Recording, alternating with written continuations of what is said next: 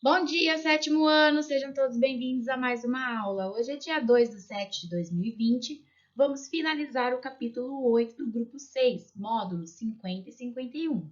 Veremos então a expansão inglesa, francesa e holandesa na América. Aqui teremos então um pouquinho da introdução referente à expansão inglesa, francesa e holandesa. Várias nações europeias não reconheceram os termos de acordo com o Tratado de Tordesilhas, como eu expliquei para vocês anteriormente, que foi dividido entre Portugal e Espanha, que privilegiavam as expansões ultramarinas portuguesas e espanholas. À medida que as monarquias europeias se centralizaram politicamente, o Oceano Atlântico foi tomado por novas embarcações que disputavam o espaço com as nações ibéricas, para que pudessem se apoderar das riquezas e dos produtos americanos exportados para a Europa, assim como dominar rotas alternativas em direção ao Oriente. Alguns países, como França, Inglaterra e Holanda, promoveram então invasões dos domínios coloniais que eram de domínio ibérico, tanto de Portugal quanto da Espanha, e acabaram incentivando a pirataria marítima. Os mares tornaram-se arenas nas quais existiam desde perigos imaginários, como monstros marinhos, abismos, até ameaças reais, como assaltos promovidos dos piratas e corsários. Nos territórios dominados dos portugueses e espanhóis, foram erguidos fortificações para proteger as mercadorias que seriam as embarcações, trazidas então carregadas de ouro, prata, pau-brasil, né? Tudo que vinha então da América com destino à Europa. Temos então o primeiro alvo aqui da nossa discussão, que é a expansão inglesa. No contexto da expansão marítima europeia, a Inglaterra, não podemos esquecer que ela era uma potência, né? Uma grande potência em ascensão, mesmo já naquela época. Localizada num ponto favorável com uma estratégia geográfica de facilitação aí desse intercâmbio entre os outros países, a Inglaterra, nada boba, também queria um pedacinho dessa tão sonhada nova terra. A centralização monarca ocorrida após a Guerra das Duas Rosas tinha lá a ascensão da dinastia de Turdo, que começou então a manipular todas essas rotas que estavam localizadas no Oceano Atlântico. Já estavam sob o controle dos portugueses e espanhóis. A Inglaterra então decidiu, vou explorar também, por que não, né? Possíveis caminhos situados ao norte do continente americano por meio então das rotas alternativas a chegar às Índias. E é então que o nosso grande conquistador e colonizador inglês vai chegar ali no território dos Estados Unidos e do Canadá, tá?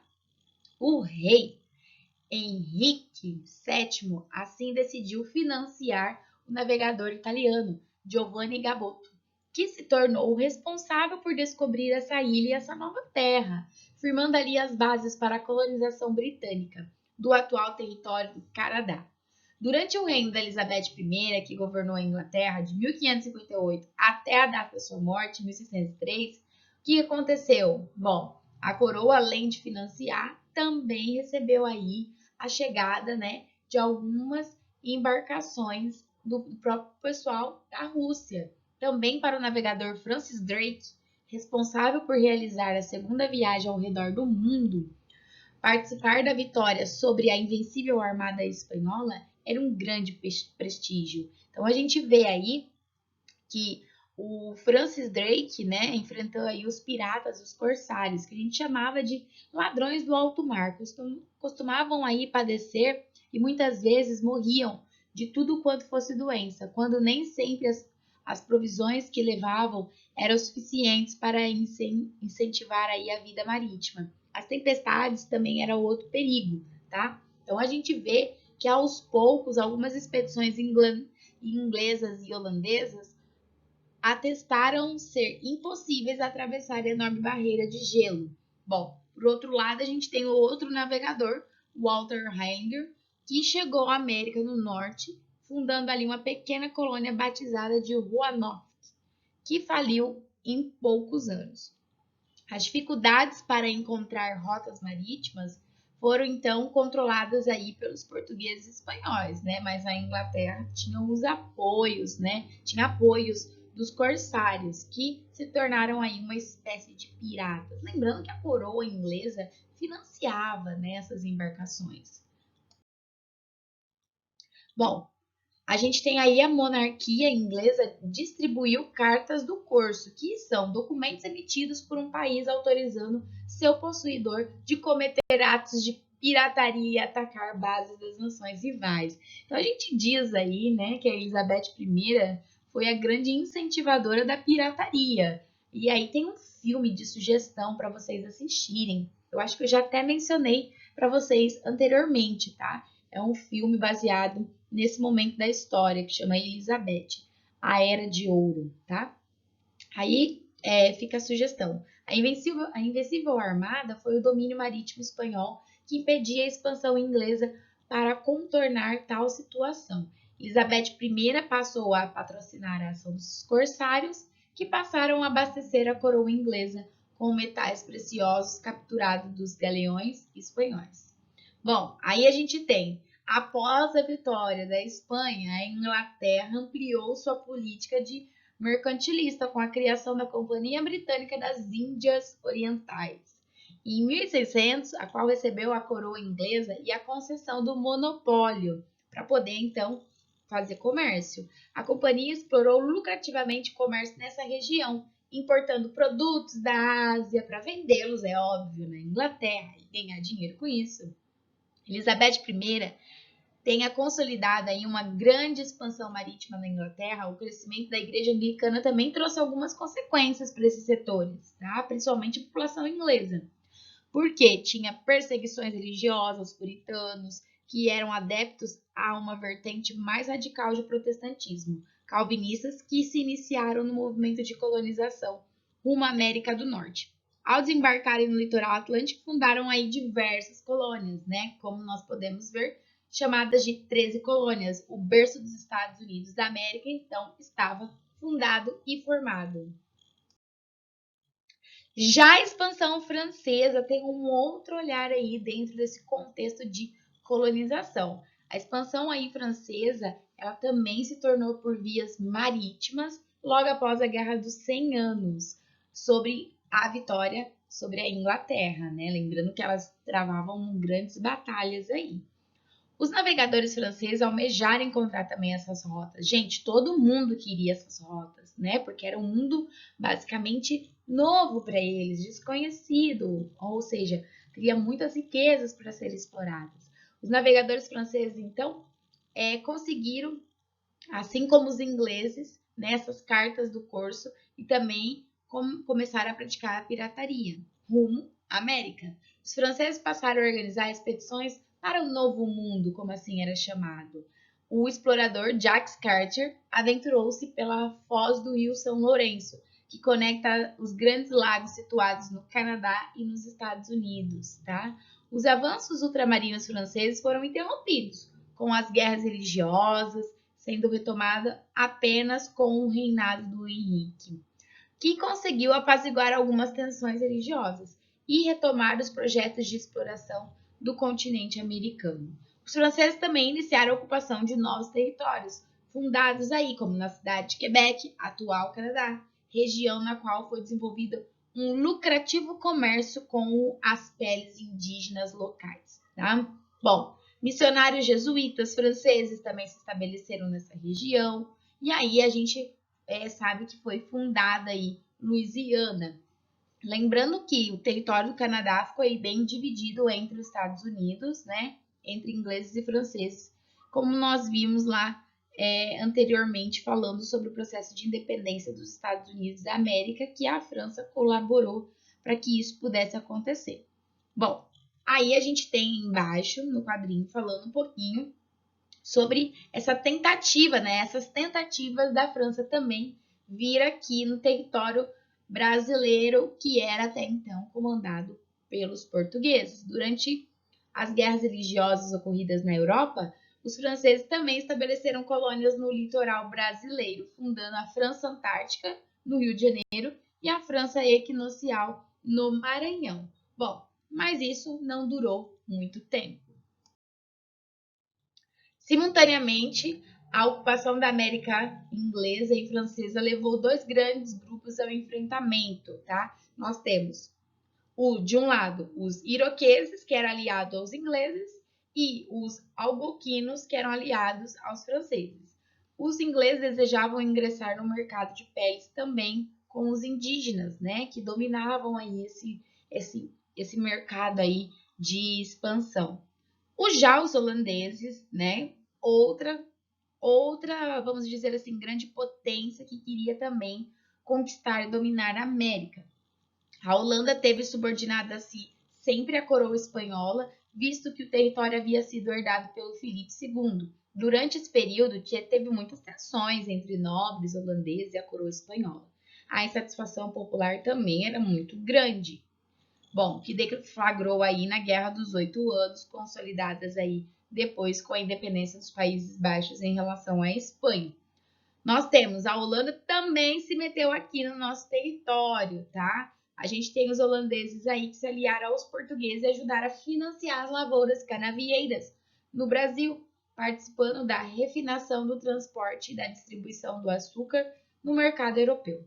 As lutas também da independência holandesa coincidiram com a formação da União Ibérica, período em que as coroas portuguesas e espanholas tiveram aí sob o governo do Filipe II, que em guerra contra os holandeses decretaram aí a proibição, né, que acabou afetando a economia brasileira. Então a gente tem aí os holandeses também ajudaram nesse processo de produção do café, do açúcar, do açúcar aqui no nosso país. Só que eles acabaram tomando uma proporção muito grande e depois houve batalhas posteriormente, nós vamos ver aí mais à frente, eles também vão acabar sendo expulsos daqui do nosso país. Pouco a pouco a gente vê os holandeses aí foram criando também a Companhia das Índias Ocidentais, com o objetivo de proteger os investimentos holandeses em relação ao açúcar brasileiro. Bom, essas tensões só começaram e foram se perpetuando cada vez mais. A Holanda começou a invadir a região do Nordeste, aonde, né, tinha maior produção de açúcar na cidade de Recife. O chamado Brasil holandês era lá, tá? A Companhia das Índias Ocidentais enviou Maurício de Nassau para administrar essa região. E ele investiu na urbanização, no embelezamento de Recife, como eu já falei para vocês anteriormente. Tem um monte de lugar lá que chama Maurício de Nassau. Inaugurando ali a primeira ponte, a primeira sinagoga na América, visto que a região era relativamente tolerante em relação às práticas religiosas, o que atraiu os judeus que fugiram das perseguições ocorridas lá na Europa. Inclusive, eu tenho algumas fotos nessa sinagoga aí, tá? Que eu visitei lá em Recife. Conforme estudaremos aí, Nassau foi obrigada a retornar para a Europa logo após esse processo de colonização holandesa no Brasil, e o Brasil entrou em decadência aí por conta dos não mais investimentos da Holanda. Para concluir tudo, as expansões marítimas europeias transferiram os eixos econômicos do Mediterrâneo, né, que estava no domínio dos árabes e dos italianos, agora para o Oceano Atlântico, né, com a vista mais voltada para as colônias que estavam sendo exploradas. Aí no mapa vocês têm as terras de domínio dessas regiões, né, a vermelha que pertence aos ingleses, a verde aos franceses e a laranja ao domínio dos holandeses.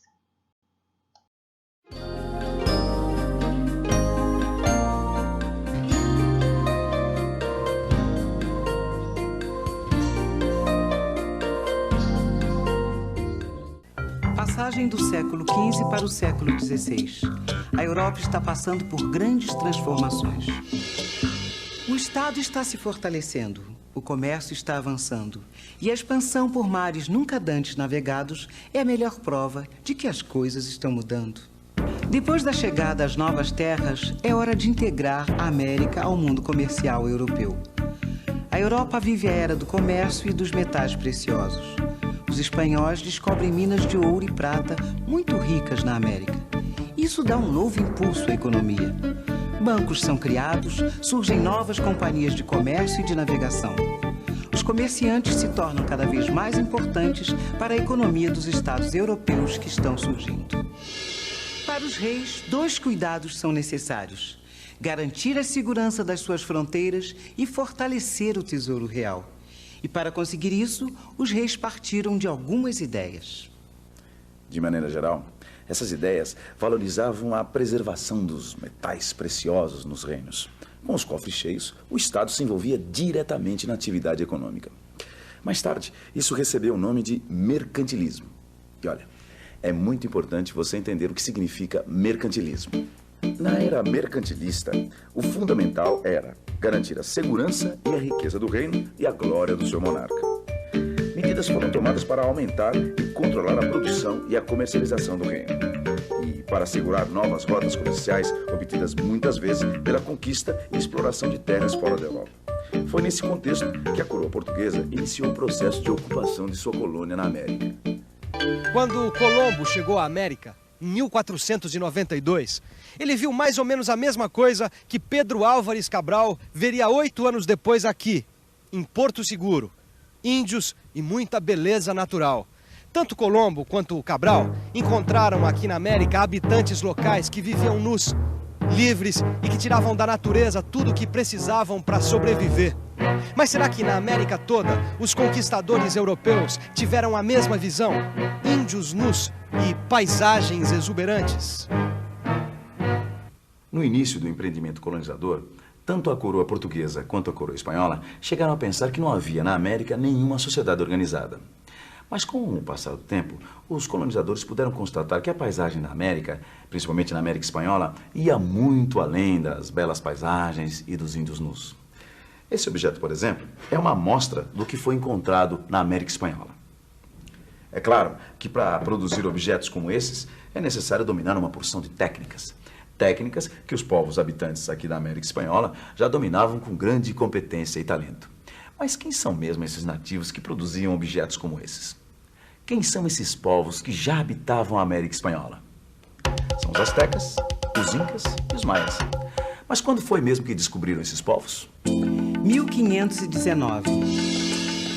27 anos depois de Colombo ter chegado à América, os espanhóis chegam à capital do Império Azteca. Os espanhóis ficam deslumbrados e temerosos com o que vem. Os nativos americanos vivem em sociedades organizadas, têm sua própria cultura, sua religião e sua arte. Dominam técnicas de construção e de agricultura. Apesar de os nativos terem recebido os conquistadores de braços abertos, pouco tempo depois, todo o Império Azteca é destruído. É claro que ter encontrado sociedades organizadas acaba dando uma característica própria para a colonização espanhola na América, diferente da América Portuguesa, onde os nativos têm uma participação mais tímida no processo de colonização. Na América Espanhola, os nativos acabam ocupando lugar de destaque e são um dos pilares da empreitada colonialista. Mas como será que os espanhóis conseguiram dominar essa gente, destruir suas cidades e ainda fazê-los trabalhar? Bem, dá para imaginar, sem muito esforço, que a colonização espanhola foi precedida de uma verdadeira guerra de conquista pelo território americano. Há quem afirme que na época do descobrimento havia 100 vezes mais nativos do que hoje. Os historiadores Janaína Amado e Luiz Carlos Figueiredo dizem o seguinte sobre esse tema. Estimativas para todos os nativos da América em 1492 variam de 50 a 100 milhões contra 60 a 70 milhões de habitantes em toda a Europa à mesma época. A redução indígena foi drástica. Foram dizimados pelos maus tratos, assassinatos, fome e, de modo especial, pelas doenças europeias e africanas, contra as quais não possuíam anticorpos. Como você pode perceber, os nativos lutaram contra a dominação dos espanhóis, mas foram vencidos. E depois de dominados, foram eles, esses nativos, que acabaram trabalhando, construindo a América Espanhola. Ou seja, sem o trabalho desses nativos, a história da colonização espanhola e, sobretudo, a atividade mineradora teria sido totalmente diferente. A Espanha dependia do ouro de suas colônias. Vinha da América grande parte das riquezas que sustentava a coroa espanhola. Nesse ponto, a colonização espanhola é muito semelhante à colonização portuguesa. As duas metrópoles necessitavam das riquezas de suas colônias para abastecer seus cofres. Portugal dependia do açúcar brasileiro e a Espanha dos metais preciosos de suas colônias. Por causa dessa dependência econômica, as duas coroas praticavam o exclusivo comercial, o controle dos portos, o combate ao contrabando e outras limitações que ficaram conhecidas com o nome de Pacto Colonial. Sendo assim, dá para a gente afirmar que tanto o açúcar brasileiro quanto o ouro e a prata das colônias espanholas representaram o ponto de partida para a formação do sistema colonial mercantilista na América. Um sistema que também integrou algumas colônias francesas e inglesas nas Antilhas. Mas será que todas as experiências coloniais na América foram marcadas pelo sistema colonial mercantilista? Será que essa foi a única maneira pela qual a América foi colonizada? Não, essa não foi a única maneira. Existiram algumas colônias inglesas do norte da América que ficaram à margem desse sistema, o sistema colonial mercantilista. Agora, por que essas colônias foram exploradas de outra maneira? Os motivos são muitos e vão desde os graves conflitos político-religiosos que ocorriam naquele momento no território inglês até o maior interesse dos comerciantes ingleses nos negócios com o Oriente.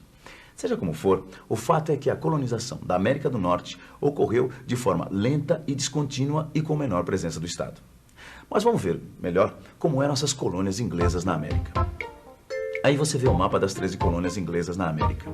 No sul, o clima quente permitiu a formação de uma economia agrária de base escravista, voltada para o mercado externo, especialmente para a Inglaterra.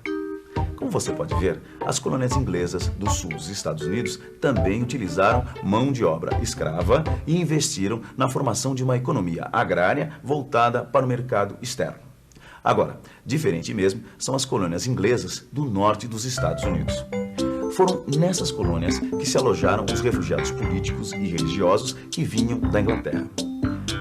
O objetivo deles, mais do que simplesmente explorar a nova terra, era estabelecer uma nova sociedade baseada nos seus valores religiosos. O clima mais frio do norte e do centro não permitiu que se criasse ali uma economia agrícola voltada para o mercado externo. Ao contrário do sul, no norte dos Estados Unidos se formou uma economia agrária de base familiar ou servil, voltada principalmente para o consumo interno. Praticamente não havia escravos. Aqueles trabalhadores que ali estavam pagavam a passagem e a hospedagem com seu próprio trabalho. Até o desenvolvimento de atividades manufatureiras e comerciais ocorreu nas colônias inglesas. Só para você ter uma ideia, as colônias inglesas podiam se mover com tal liberdade que elas, inclusive, acabaram estabelecendo relações comerciais com portos de várias cidades do mundo, criando o chamado comércio triangular. Um comércio que interligava a economia norte-americana com a África e a Europa. Mas será que nem assim a coroa inglesa interferiu? Bem, é claro que quando a Inglaterra se deu conta de que as suas colônias começavam a ter autonomia, bem que ela tentou interferir no processo. Mas já não era tão fácil. É que os colonos da América do Norte, aproveitando a brecha da coroa inglesa, acabaram criando vários órgãos para representá-los. Quando a Inglaterra se deu conta, esses órgãos já estavam bem fortes e acabaram conseguindo garantir algumas liberdades políticas e econômicas que eles já tinham conquistado. Como você já viu, a não interferência da coroa inglesa foi um dos fatores que mais caracterizaram a colonização do norte da América. Um fato que diferencia bem essa colonização das ocorridas na América portuguesa e espanhola, marcadas pela forte intervenção das coroas ibéricas. Mas primeiro, o Estado português teria que encontrar uma forma de manter a posse da terra. Uma boa saída seria criar atividades que atraíssem e fixassem os portugueses aqui. E a primeira decisão seria decidir o que produzir. Mas isso a colônia portuguesa já sabia. O melhor negócio era plantar cana-de-açúcar.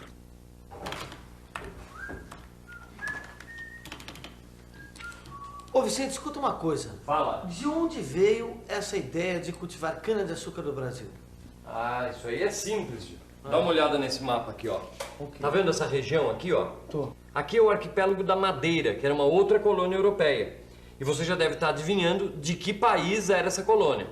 De Portugal. Acertou. Agora, adivinha o que os portugueses plantavam com sucesso aqui nessa região? Cana-de-açúcar. Exatamente. Por isso a coroa portuguesa resolveu repetir a fórmula aqui na América. Entendeu? Era um modelo de exploração que já tinha dado certo lá. Olha só, a coroa distribuía as terras, as chamadas sesmarias, aos particulares.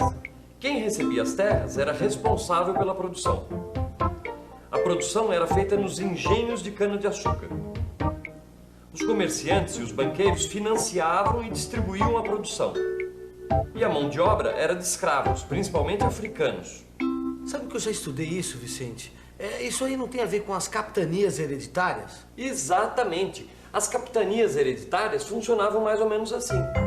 O território da colônia foi dividido em 15 grandes faixas de terra. Cada uma delas era administrada por um capitão donatário. E o capitão donatário tinha amplos poderes administrativos e econômicos. Vicente, mas isso na prática o que quer dizer, hein? Ô Gil, para você entender melhor, vamos fazer de conta que você é um capitão donatário.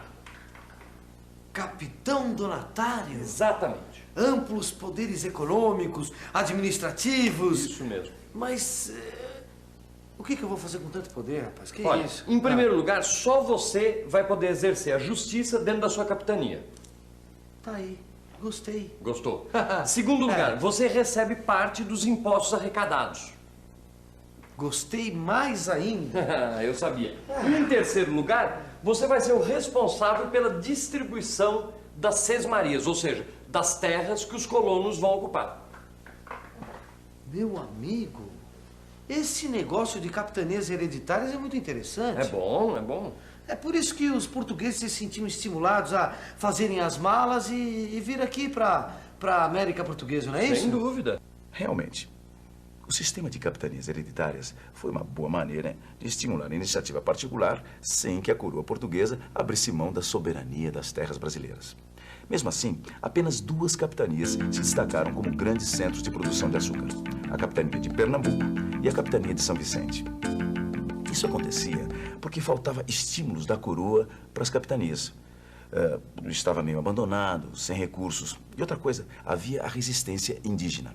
No fim das contas, o Estado português teve de criar uma nova estrutura administrativa, uma estrutura centralizada na figura de um governador-geral.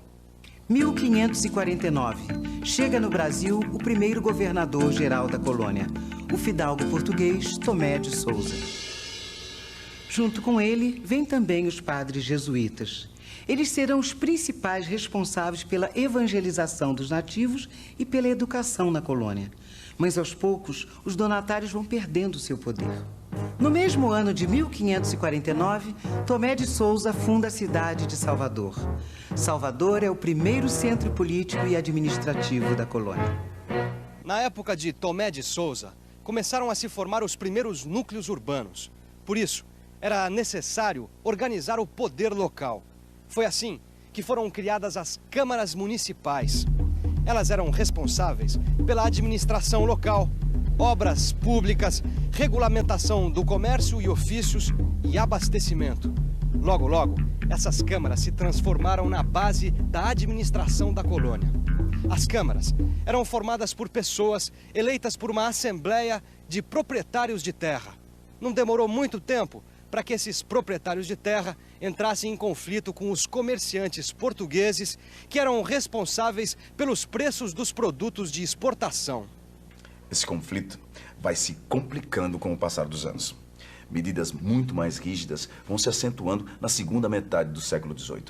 Naquele momento, conhecido como Época Pombalina, ocorria uma forte centralização de poder em Portugal.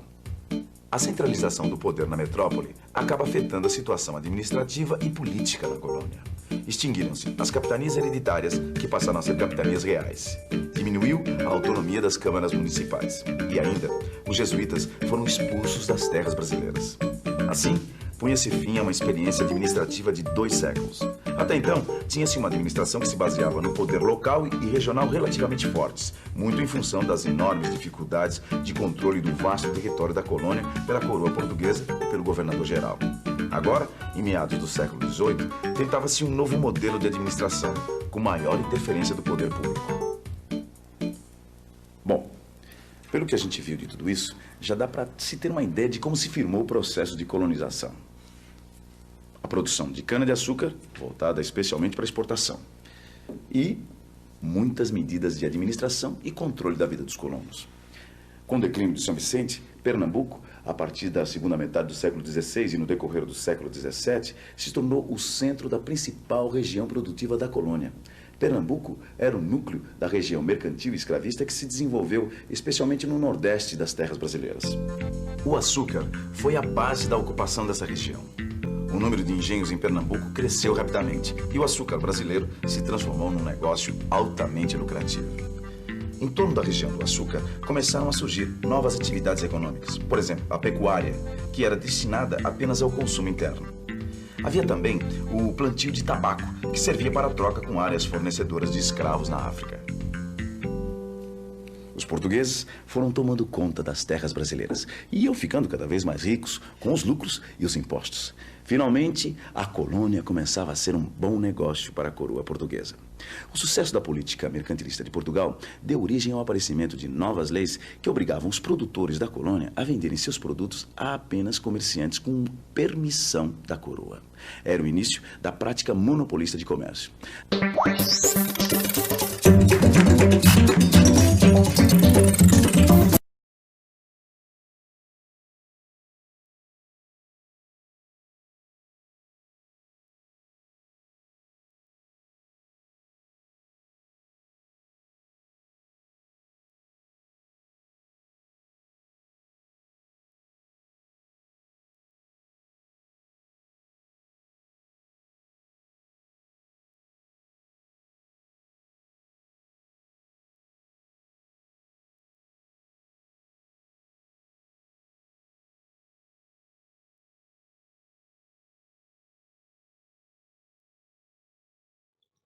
Aí vocês têm para ir além, né, no livro de vocês, porque ingleses, franceses e holandeses não conseguiram assumir o pioneirismo dessas grandes navegações.